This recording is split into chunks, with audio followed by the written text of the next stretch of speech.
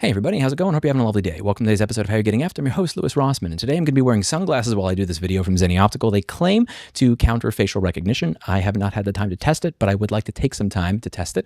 I was about to test it last week when I did the video on this Texas state law on apps, and I broke my image installation, which is what I use for facial recognition and sorting my photos. So once I fix that, I'm going to have a bunch of videos of me wearing different sunglasses from them, and we'll see if this actually works or if it's just a marketing gimmick. So today, what I'd like to do is I'd like to follow up on a video that I did on the Future Home thermostat and the Nest thermostat that admittedly Future Home got a lot more attention than Nest, and I want to go over what it is we're doing here to try and address both of them. So Future Home created a smart thermostat that was not a subscription, and then the company went bankrupt. And then they reopened the new company with almost the same name as the old company, and they pushed out a firmware update that turned a lot of the features into subscriptions.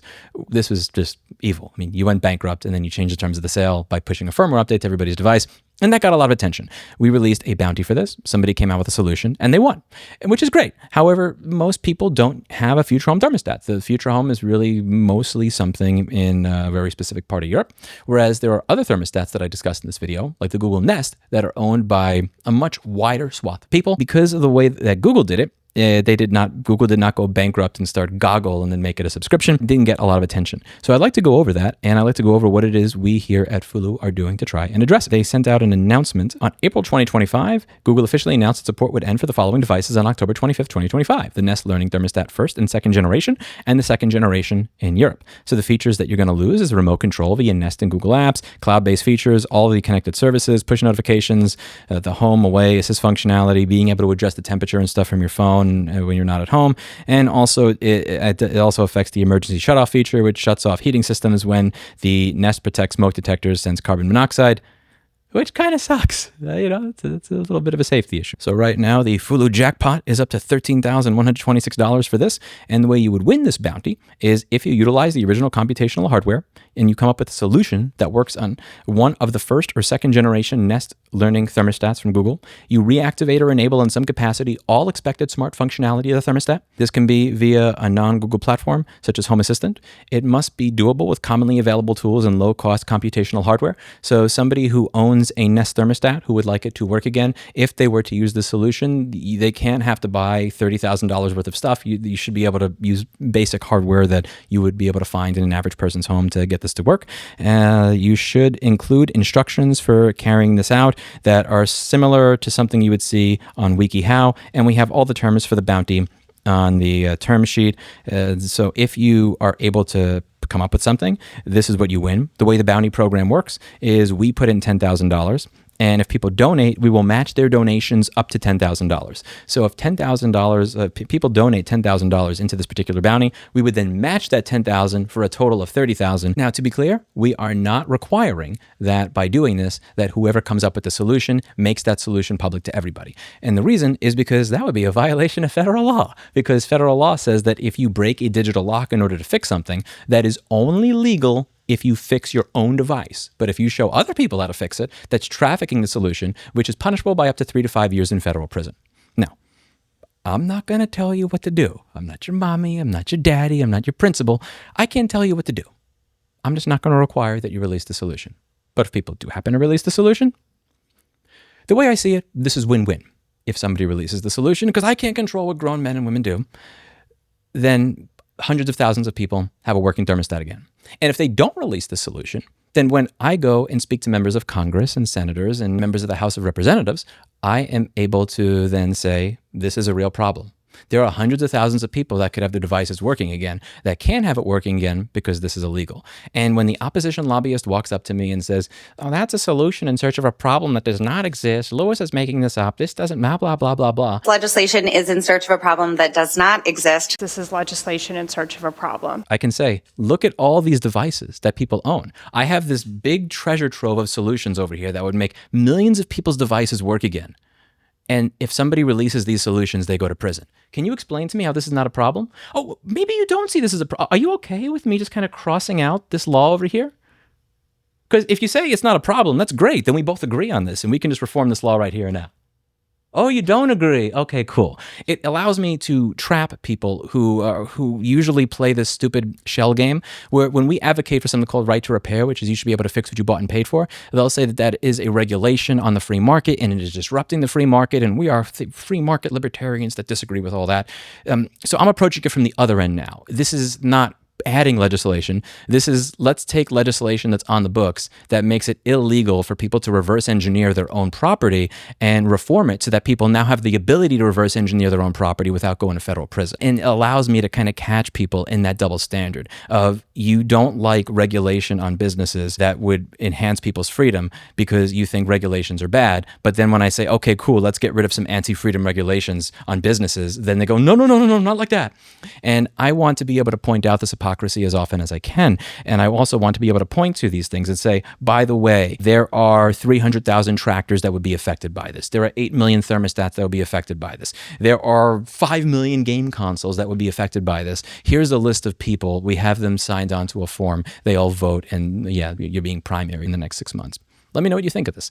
And this is very helpful for us to be able to point out that this law is complete garbage. Right now, the only reason that you're even allowed to break that digital lock to fix your own is because we have to go to the Copyright Office every year and go, please, sir, may I fix my thermostat after Google pricks it after I paid full price without going to federal prison?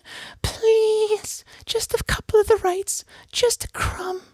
And then we'll have to argue with people like this. We also have the duty not to infringe the IP rights in the process. It is, in fact, the manufacturers who have the relevant rights, not consumers. That think we have no rights. And after 2 or 3 or 4 hours of arguing back and forth, we'll get the right to fix our own, but not the right to share it, which is useless.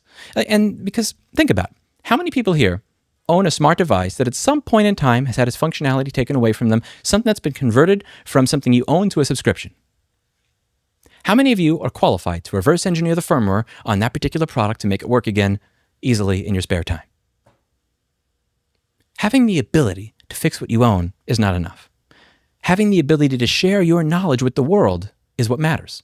Most of the large tech companies that exist today exist because of tinkerers, because of people that were working out of a garage. When you hear about Steve Wozniak or how HP and many other companies came to be, they came from people that were just working out of their garage messing with shit. And it's interesting that they've pulled up the ladder behind them and actually made reverse engineering illegal to the point where if somebody were to reverse engineer what they bought and paid for and show other people how to make it work, that is punishable by 3 to 5 years in federal prison. Frankly, I think that the Copyright Office would be very happy to have this responsibility taken away from them.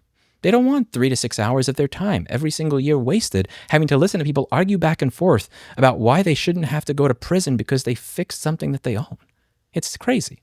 And reforming this law is going to mean raising public awareness, not just mean raising public awareness, but demonstrating real results. This is what we're looking to do. And I'm hoping to do this and hammer this home as often as humanly possible. Every single time a company takes your product away from you, we would like to put together a program that gives it back to you. And I'm hoping that when people do actually get access to their products, when they do work again, and they get that little kick of dopamine from, wow, my future home thermostat used to not work, and now it works. That's awesome. They remember in the back of their minds that this bounty program made it possible. And they remember this law that we're talking about. And they remember when we asked them, when legislation comes out, when certain pieces of legislation that I hope, if our government ever gets this shit together and goes back to work, comes out, email their senator and their congressperson and say, yeah, I support this. Not because I asked them to, but because they were personally invested in it. Because they followed the story and they saw how ridiculous this all is. More importantly, when it came to Apple, never going to forget being in a congressperson's office and them saying, yeah, the Genius Bar wanted $750 to replace a fan in my nephew's device. Co-sponsor a bill. It would be great if one of the politicians that I enter the office of owns a Nest thermostat that no longer works.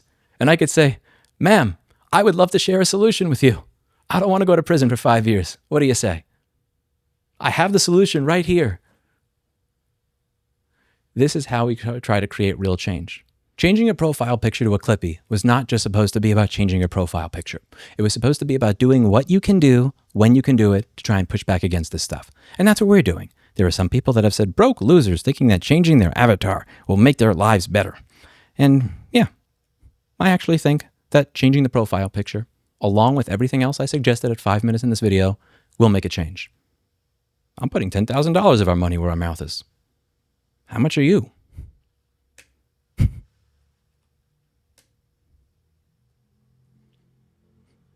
Let's make it happen. Let's push back against this in an organized way. I don't want to live in a world where my children are hamstrung by some law that came out in the mid-90s that makes reverse engineering illegal. Help us move towards that world. I understand that $13,000 is not enough money for us to go out there and hire a reverse engineering firm. I understand that. I'm not hiring somebody for that amount. This is a tip, if that. I'm hoping that people will see that if we're willing to put our skin in the game to some extent, and we want to put ourselves out there, that the type of person, the heroes like Kate Gray that got around the Keurig coffee DRM, the type of people that are kind of inclined to do this anyway, and they have the qualifications, and they have one of these things on their wall, and they got a free weekend, are like, yeah, you know what? I'll take it off the wall for this. We're hoping to inspire those people. Hopefully you're watching.